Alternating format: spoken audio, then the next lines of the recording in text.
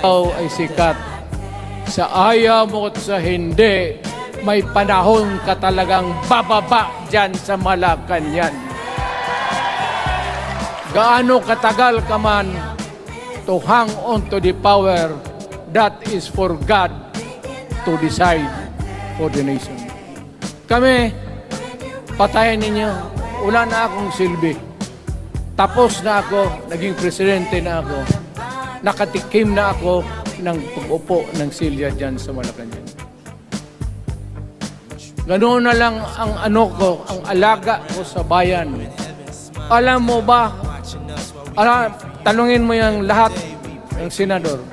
Magbisita sila, isang kanin, isang pork chop o isda, sabaw. Noong panahon ko, sabi ko, yan lang ang mapakain ko sa inyo.